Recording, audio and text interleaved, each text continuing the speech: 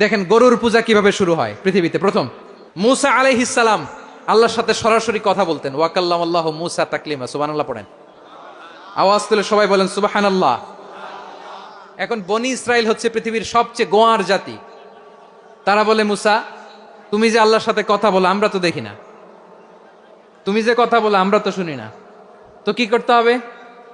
বনি ইসরাইল বলে, আমাদের মধ্য থেকে 70 জন নিয়ে যাইতে হবে তোর পারে। ওরা আয়সা যদি কয় হয় আমরা শুনছি, তাহলে বিশ্বাস করব।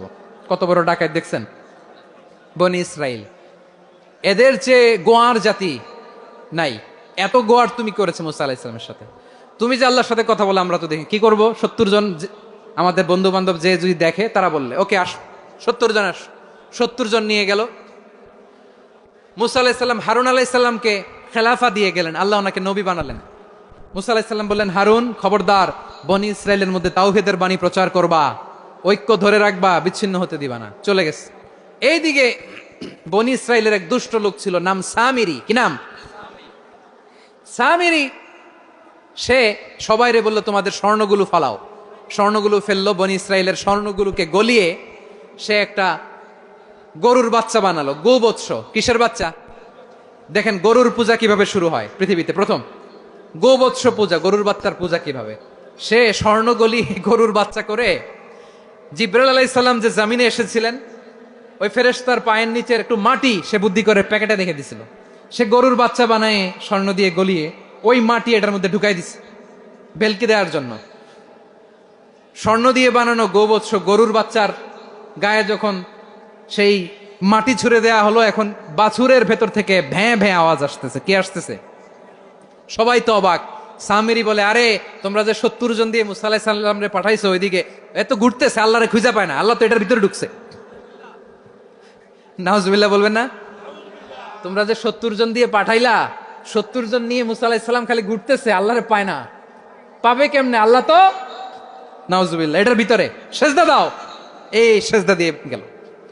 আল্লাহর নবী হারুন আলাইহিস সালাম বললেন, খবরদার, এটা সুস্পষ্ট শিরক।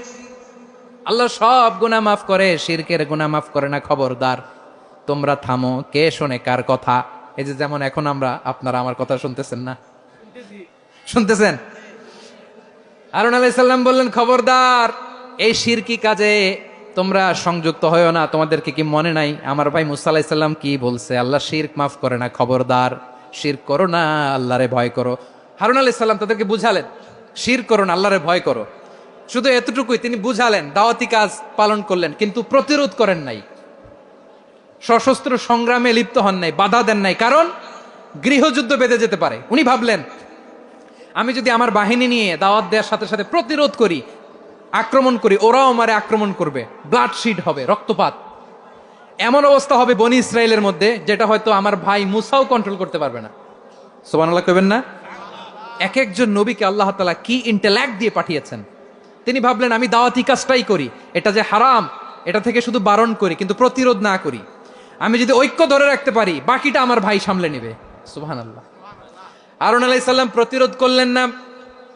বনি ইসরায়েলের মধ্যে গৃহযুদ্ধ বেঁধে যাওয়ার আশঙ্কায় প্রতিরোধ করলেন না, আক্রমণ করলেন না, শুধু দাওয়াত দিলেন। ইন দা মিন টাইম মুসা আলাইহিস সালাম আল্লাহর সাথে কথা বলে যখন ফিরে আসলেন, দেখলেন বনি ইসরায়েলের অধিকাংশ লোক মুশরিক হয়ে গেছে। মুশরিক হয়ে গেছে। মুসা আলাইহিস সালাম রেগে গেলেন। রেগে প্রথমে বনি ইসরায়েলদেরকে অ্যাটাক না করে ভাইয়ের দাড়ি ধরলেন। হারুন আলাইহিস সালামের দাড়ি আর চুল। মেজাজি নবী ছিলেন। হারুন, তুমি কি করলা? তোমার কি দায়িত্ব দিয়ে গেলাম, তুমি কি করলা?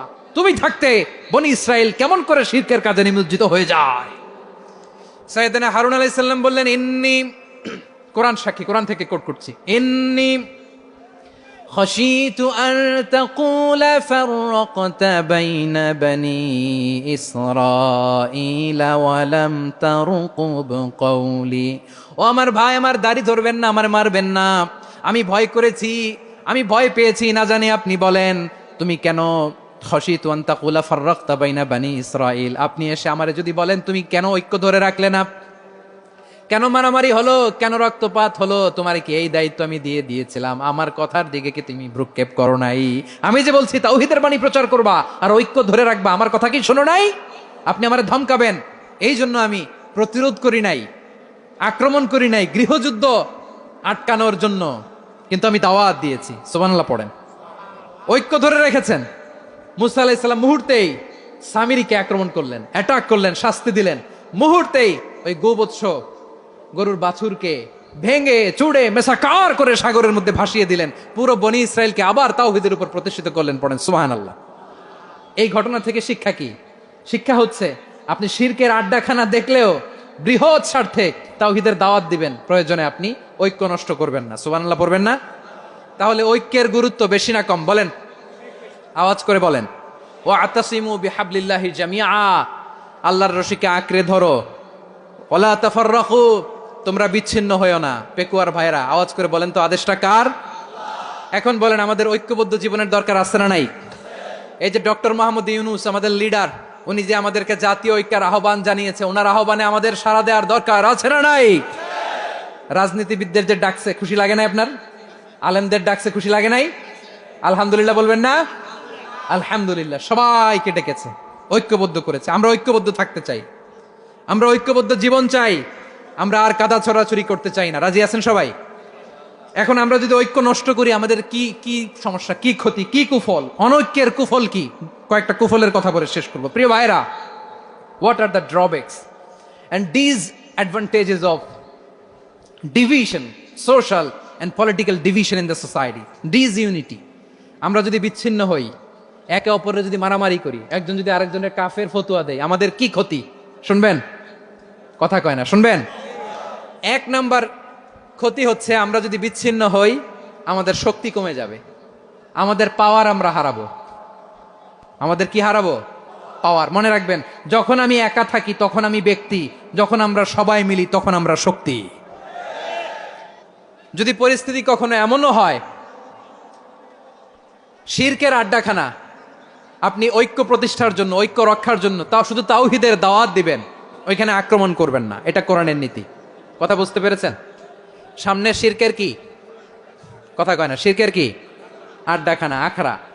কিন্তু ঐক্য বজায় রাখার জন্য, গৃহযুদ্ধ এড়ানোর জন্য আপনি শুধু এটা যে শিরক, এটা হারাম, এটা থেকে তোমরা বেঁচে থাকো, শুধু দাওয়াত দিবেন, আপনি আক্রমণ করবেন না। এটা কোরআনের বিধান।